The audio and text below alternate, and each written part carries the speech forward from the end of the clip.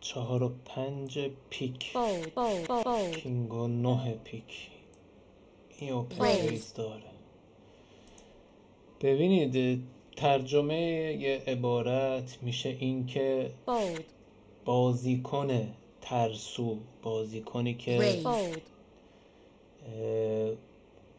گیر میزنه، با دستای خوب بازی میکنه، خیلی بازیکن سفتیه یا ترسوه، یه همچین بازیکنایی رو نباید چک کال بکنی، نباید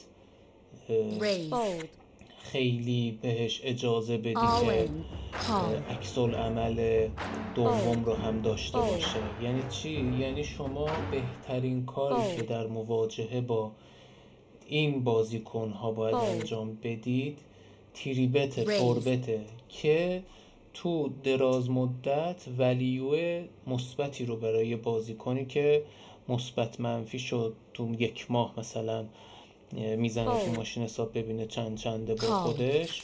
اونایی که دراز مدت رو در نظر میگیرن در مقابل این بازیکنای ترسو و محتاط حتما باید تریبت فوربت بکنن. با چه دستایی؟ شما باید با مثلا همینجا آسونو اگر تا اینجا فولد کنن و این 3 نفر بعد از تو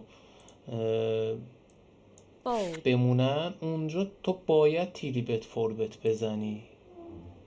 چرا؟ چون هم موقعیت های این بازیکن ها ضعیفه، هم اگر شناسایی کردی که اونا اکثرا فولدرن میتونی که از این اهرم همیشه استفاده بکنی. پس همیشه نیاز نیست که یک بازیکنی رو کال بکنیم، فقط یه تریبت ساده، یه فوربت میتونه که حریف ترسو رو از پاشو بکشه بیرون.